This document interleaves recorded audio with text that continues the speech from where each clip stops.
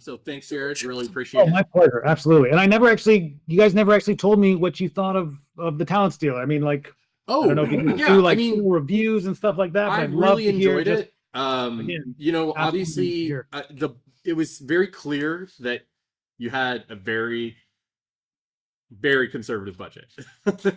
Yeah. But despite it said on IMDb it was like 25 grand or something like that. Is that Yeah, accurate? that's yeah. Uh, yeah. Canadian? Yeah. It's I still mean, Canadian. That's you like don't have to give us the real number, 15, but 15 I to mean, 16 making bucks. anything that I mean, that is technically That's a shoestring. ultra low budget. Yeah. And as someone who has worked on a ultra low budget feature that I wrote and co-produced before, y'all did a lot better with that money than we did. I can tell you that. Yeah, I mean, I'd love to see what we can do with a couple million, right? I mean, Yeah, like, of course. I mean, a lot because especially a lot of these things that like a lot of the pitfalls for VR are lighting and blocking and like you said, lack of in-camera view. Continuity. Like there were some things that I noticed that like lighting seemed particularly difficult. And that was I think the lighting was probably the thing that I was like, oh, Yeah. that needs some help. But Yeah. as we have definitely like as we have seen, I don't know that we could have figured out a better way to do it in those constraints ourselves. So Especially at the time that you were doing it with the camera you're doing it with. yeah, It's like the K. You said you use the K2 Pro as well? K1 and yeah, K2, right? the K1 Pro and the K2 were kind of like our main go-to for a large portion of And it. that camera system sucks. Wait, does that Yeah, like RC imagine what we can do. Like we're gonna start shooting this spring. The rest, like we have about 60% of episode 2 in the can, and like 10% of some of the filler scenes from episode 3 or chapter 3. So we're gonna pick that up with new cameras, and we'll probably end up having to reshoot a lot of that stuff just because of how much better the cameras are. Like Yeah. when we like transferred over to 8, because some of it's not in 8K, and when we transferred over to 8K, it's like, oh man, why didn't we have this camera from the get-go, right? Like, we're using any upscaling tech? we used a couple different things to like make those two things kind of blend together a little bit better. But as far as like what firmware and that kind of stuff that we used, I couldn't tell you. No, I did really enjoy it, and especially like I think for the medium, a pseudo episodic release is probably a good release strategy. The biggest issue is just that like without a budget, like we've had many discussions about whether should we crowdfund something, should we wait for people with money to hire us, and we have come close to every iteration of those release, like coming to and we just decided we were like we need a budget to be able to do anything that we feel comfortable putting out, because without it we would feel like it would be too much of a we couldn't do anything that we would feel comfortable releasing. But I feel like watching the Talent Stealer sort of shows that like there is an in between there, and that maybe we could have. I personally really like that idea that if you want to, we have the time, the luxury of time and low budgets to bring enough pre-dev together and get a strong distro strategy. And I've never seen an app like the Talent Stealer. But that's the thing, is like you have to have an app for that type of release strategy. You know, you couldn't have just slapped it on Meta TV and YouTube. You'd never see it, you'd never hear about it. It just become white noise. Right. Like, yeah. That was the one thing that I thought I was going to like we are gonna have like kind of an issue or a discussion around, but now I realize it's like having a video cassette or a CD, right? It's much more. There's an embedded kind of word of mouth.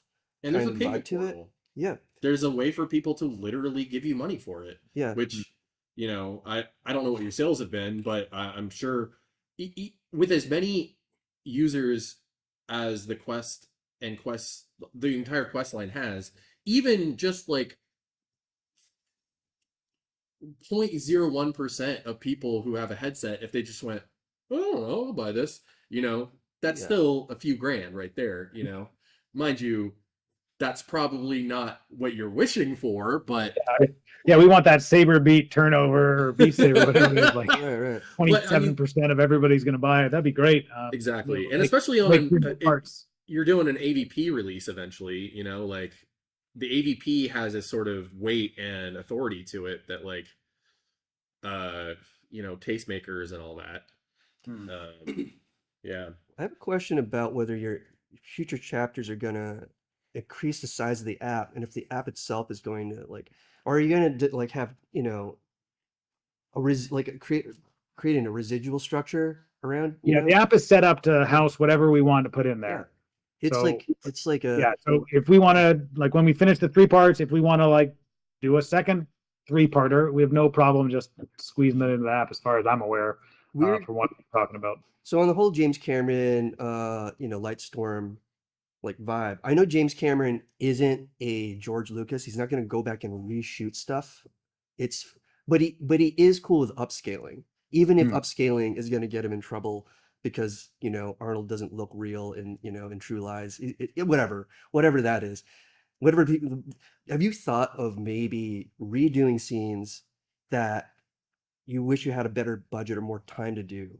Absolutely, absolutely. It's definitely on our docket of things. Like we have our dream shots and our wish list of stuff that we can 100% fix now. And we would love to reshoot that and redo it. I mean, we want to give the viewer the best experience possible. And in my mind, like there's scenes I fumble over lines because I have like a weird tongue, and I'd love another shot to do that, but on the day I didn't even know it. We didn't pick that up because we were so focused on, you know, making sure my feet were in the right place and that light was moving right and the camera's operation, like all that stuff. And yeah, absolutely, I have no problem. We haven't really talked about like if it's possible, but I know the app could handle it. I know we could if we wanted to, and I'd love to see that. But again, at the same time, I'm not a big fan of like, you know, the new Star Wars stuff and Han shot first. Like, let's just keep the mistakes in. It's part of the we don't want to be divisive. Well, and there's something to be said about moving forward, right? You know, like and if you live in the past and stuff like that. Did you say what cameras you're going to be using moving forward? We have a couple options. We're talking to like everything that's coming out right now is, again, like most of the stuff is so much better than what we have at the day. I think Blackmagic was doing something like that is an expensive platform. Well, we don't know yet, but whenever it comes out, yes, that's the dream. I mean, for like, sure. That would be great. I might send them an email saying, hey, especially if this gets a little traction and people can recognize, you know, the innovations that we've done and the groundwork that we've made possible. Because I think the secret's out of the bag now with what's happening with immersion and VR 180 narrative storytelling. I think people are on board. I mean, that's why James Cameron's on board, right? He's someone really exciting time to sort of be transitioning into like because we have some, we can't talk about it, but we have some projects that are coming together that are that's awesome. Yeah. That's wonderful. That's what we want. We want everybody to be able to make their dreams come true. And this is still like VR is the Wild West, man. Like there's so much ground to be taken. There's so much opportunity to do new, innovative things. Like in a lot of ways, it sort of feels like the ILM days over at like with Lucas and stuff. Even back, man, like we're just getting out of black and white. You know, like that's kind of how I feel. How to talk on movies, you know? Like I mean, imagine think about how far we've come just since like speaking about 2018, because that's about when we got started. And like the difference is night and day already, and it's been a struggle. Because we got started. We were doing concerts back in 2018 and plays in 2017, and then that era definitely felt like, why are we even doing this? Like there was no place to release it. There was no people watching it.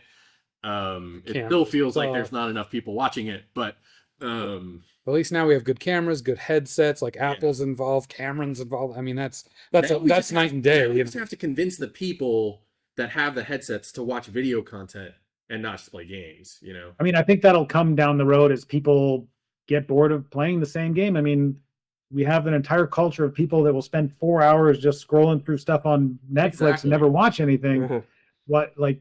If every one of those Netflix show had a 4-minute trailer, they'd probably watch them all. So why not have a 4-minute trailer in your VR headset that actually gets you hooked and excited about one of the right now, 5 projects that are actually good or worth spending $5 on. That's part of the reason why we created this show, is because we wanted to platform the work that is happening right now, because there is work happening right now. Yeah. It's just there's not a lot of ways for people to find out about it other than self-promotion, and self-promotion is so ignored by most people that it just completely dissipates from their mind. Yeah. Certainly, like in the larger economy of ideas, like self-promotion, Patreon, I feel like you do need like a built-in audience and a small, like loyal, connected network. Like you and Brianna and David have that right going. We have our own thing in Portland. But like it is the Wild West, and there's like maybe one saloon, and then the next town over, there's maybe like there's a ghost. I mean, quite literally, you're like 3 hours north of us, and it's because there's about what we know about 20 people here that are into it, maybe if that. You mean like consuming it? No, I mean like making immersive content creators. If that, I mean, I like 10. I yeah, guess. it's like 10. But obviously That we Vancouver know is a much larger market than that.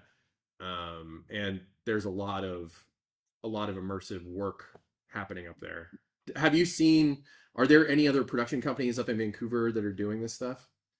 I mean, like there's like the Meta and the Apple guys and that kind of stuff, but I haven't worked with any of those, I haven't worked with anybody else in immersion up here in Really? Vancouver. Well, because I do know that there are some VFX houses that do like stereo conversion and 3D work. I know that I was looking at, this is a decade ago, I was looking at going to VFS for VFX stereo compositing work, but they wouldn't let me into the country because I didn't have $60,000 in my bank account. Yeah, I was It's much accepted easier to get in now, so I know, honestly, I'm on a better track. So, Jared, we're gonna move on. Thank you so much for having us. Say hi to David and Brianna for us. You were great. I loved having you on. It's and I am very, very excited to see the rest of the Talent Stealer. yeah, me too. Well, if you guys ever need anything, you have my contact, drop me a line. Sure, yeah. And that's the other thing, is that like this is also a way for everybody in the immersive industry to sort of like keep up with each other and to like be like, hey, well, if you ever need like another camera guy, or you need somebody who's worked in immersive before as an actor and knows their stuff, well, we can all swap together.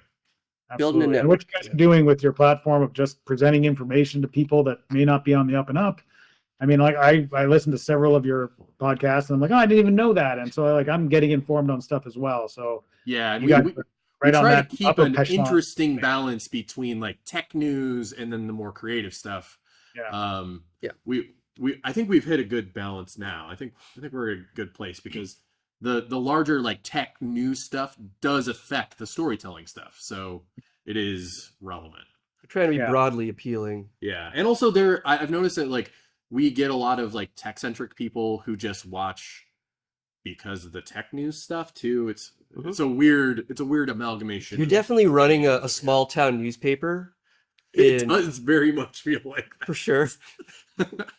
All right, Jared. We're gonna log off now. Thanks so much. You. Yeah. Nice to meet you, Jared. Yep. See you guys around.